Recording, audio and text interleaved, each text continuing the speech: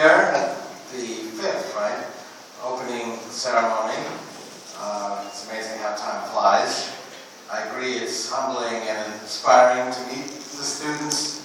You all really get more exciting and impressive every year.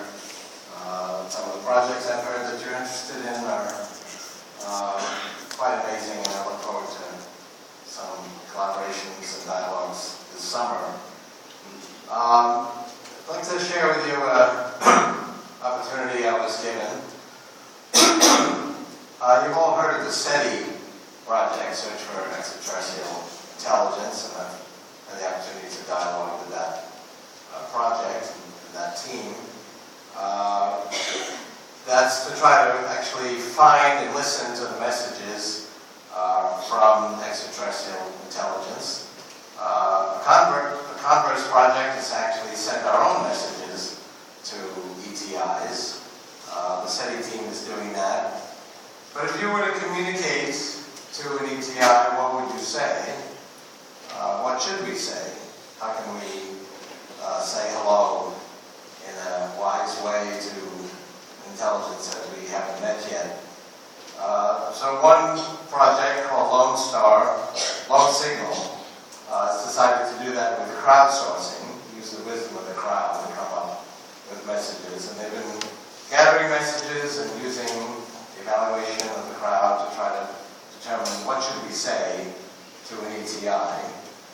And they've gotten access to the Jamesburg Earth Station. It's a highly directed dish that actually sends out a signal in a very straight line.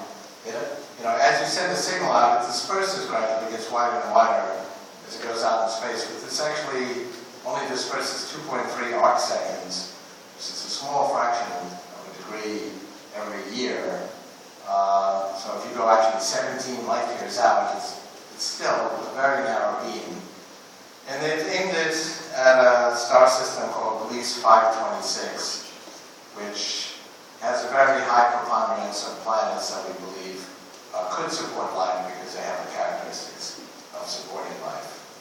So starting tomorrow, they will send out messages that are crowdsourced, reflecting the wisdom of Earth. But they wanted to support Singularity University, so they gave me the opportunity to actually get a jump on that and send out a message, which is being sent out actually right now as I speak. So this is my message to Gliese 526, which is going out as we speak from Earth. It will take 17.6 years to get there, so it'll get there in 2031. According to my way of thinking, that's just a little bit beyond when our computers will pass the Turing test, and we'll be then using human-level intelligence, but at the scale of the entire web, which at that time will be bigger than it is today, and using this intelligence to make ourselves smarter. So Gliese 526 said they don't like to read long messages, so they want to keep those messages at the tweet size. So here's my message, my tweet to Gliese 526. Greetings to Gliese 526 from Singularity University.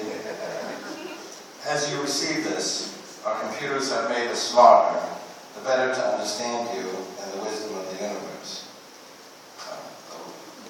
See what the answer to that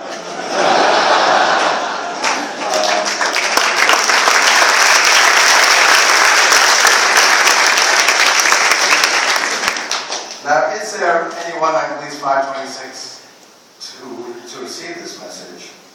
Is there an ETI anywhere to receive our messages? I have a view on this, and it's not my goal actually to discuss that in these remarks, but to say that's the kind of question that we ask and discuss and debate and dialogue about here at Singularity University. We're going to be able to print out ultimately almost anything. So this band was printed out. I could email you via link. The precision of three-dimensional printing is getting finer and finer. Actually, the rate of 103 volume per decade. We'll be able to print out clothing.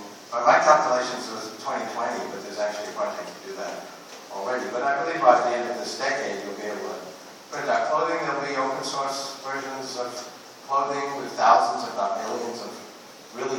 designs that are open source and free, printed them out at pennies per pound.